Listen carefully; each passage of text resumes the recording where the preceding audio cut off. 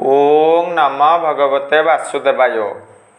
भक्त सरल आध्यात्मिक चैनल को मोर प्रिय भाई भाई मानू गुरुजन मानू अनंत कोटि प्रणाम जनाई मु श्री भक्त बसल प्रधान आज आपण मानक पय सुंदर कहानीटे रही पति पत्नी उपर आधारित कहानीटे। पत्नी जदि पतिदेव को संदेह करती किंबा मूढ़ गुण को धारण करती अंतिम पर्याय कौन घटे निश्चित भाव में कहानी माध्यम जानिबा। हाँ आज्ञा चंद्रसेन नामक जड़े परम विष्णु भक्त राजा थिले सत्वगुण को धारण करते प्रजा मानू अति मात्रा भल पाउथिले सुशासन प्रतिष्ठा होता अनेक राणी रही किंतु राजांकर गोटे दुख रही कौन सी संतान नथिला कन्या नहीं किंबा पुत्र नहीं पुणी प्रजा माने दुख प्रकाश करुथिले। हाँ जदि ए राजा मृत्युवरण करती आमर गति कौन हम यही भाव से राजा सदा बेले दुख करुथिले। जड़े सिद्धिप्राप्त मुनि से दरबार रे प्रवेश कले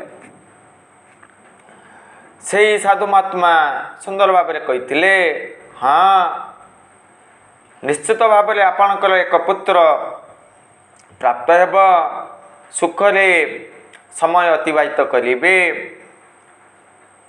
आपणकर दुख दूर हेब से महात्मा कही राजा अति मात्रा रे खुशी होते कौन से कारण हेतु राजा बन मध्य प्रवेश कले से बन रे भ्रमण करू करू संध्या हो गला। राजा निजर नगर को प्रत्यागमन करुथिले ठीक सही समय एक दुर्लभ वस्तु देखिले मने मने चिंतन कले हाँ यही वस्तु को मु मोर गृह को नेबी। राजा से अद्भुतमय वस्तु को नहीं गले जेतेबेले दरबार रे खोलिबा को आरंभ कले से बैग्रु एक सर्प आविर्भाव है बाहरी आसला। राजा चमकी पड़े चिंतन कले ना ये सर्प को ये दुष्ट सर्प को मु बद्ध करी जेहेतु धर्मपरायण राजा ना पुणी मने मने चिंतन कले ना या को बद्ध करवा उचित नुह कौन पाई बद्ध करी हत्या करी मारी किछि समय अतिबाहित हो गला से सर्पटी शिशु रूप में रूपांतरित हो गला कांदिबा को लगिला। राजा अति मात्रा रे खुशी हो गले रानी को प्रदान कले रानी मध्य खुशी हो गले कहीं कौन सी संतान नथिला। धीरे धीरे से शिशुटी युवक हो गला राजकुमार हो गला। राजा मध्य चिंतन करुथिले मोर पुत्र को विवाह करी ठीक सही भाव में कमलध्वज नामक जड़े राजा थिले तांकर कन्या वजयंती थिले। राजा पुरोहित को पठेले जाओ उत्तम राजकुमार संग्रह कर व्यवस्था कर मु मोर कन्या को प्रदान करी विवाह कार्य संपादन करी। राजांकर कथारे पंडित विभिन्न नगर रे भ्रमण कले से पंडित चंद्रसेन नगर रे प्रवेश कले समस्त कथा कहले। राजा मध्य खुशी हो गले ठीक अच्छी मोर पुत्र एबे युवक निश्चित भाव में विवाह कार्य संपादन करा जिवो। तापर कौन घटिब चंद्रसेन वैजयंती को देखिले राजकुमार मध्य वैजयंती को देखिले अति रमणीया थिले परम ज्ञानी थिले मोहित होई गले विवाह कार्य संपादन घटिला। सेई राजकुमार पुनि तांकर पत्नी अति आनंद सुखर समय अतिबाहित करुथिले। चंद्रसेनकर अनेक दासी रही ना जड़े दासी चंद्रसेन एवं तांकर पत्नी कथोपकथन करुथिले लुचिकरी श्रवण कले। राजा तांकर पत्नी को कहउचंती देखिल तो साधु महात्मा जहाँ कही ना ता ही घटिला। से महात्मा कही निश्चित भाव में तुम पुत्र प्राप्त हेब सुखले आनंद समय अतिबाहित कर ताही घटिला। आश्चर्य लगिला। सर्वप्रथमे सर्प हासिल कली से सर्प शिशु रूप में रूपांतरित हो गला। यह मध्य भगवान कृपा। भगवान आम मान कृपा गोष्ठी प्रदान करिसंती। साधु दर्शन करिथिबा तू एई भली दुर्लभ फल हासिल कलु। यही कथाटी चंद्रसेन तांकर पत्नी को कहउचंती। गुप्त भाव लुचि करी सखी शुणिले। से सखी वैजयंती को यही सबू कथा कहले रहस्यमय कथा कहले।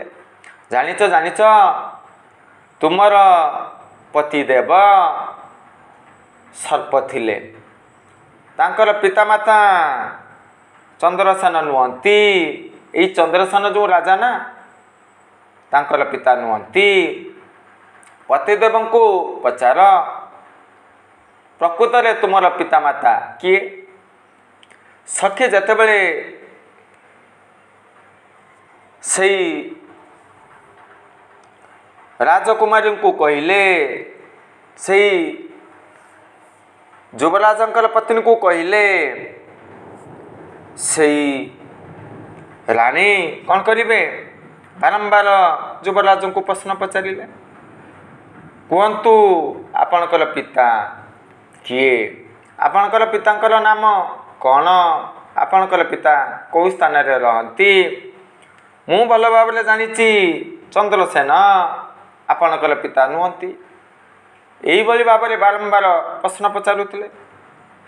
से राजकुमार नीरव रोते। सुंदर भाव ओडिया भागवत गोटे पद रही परम विष्णु भक्त जगन्नाथ दास रचना करिसंती। स्त्री स्वभावे मूढ़मती जेहर साधु जनपति। नारी मानकर पत्नी मानकर स्त्री मानकर गुण मूढ़ गुण रही है। तम गुण को धारण करती समस्ते जे धारण करती यह कहवा भूल। देखंतु सीतामाता सुनमुर्ग हासिल करने राम को बाध्य करते। परिणति कौन घटिला अनेक कष्ट भोग करते ना। दीति कश्यपंकर कहानी रही। संध्या समय यज्ञ चली कश्यप को कहते यही समय रे रामनकर संतान आवश्यकता रही। पतिदेव बारण कले मानी कि हिरण्यक हिरण्यकश्यप जन्म ग्रहण करते।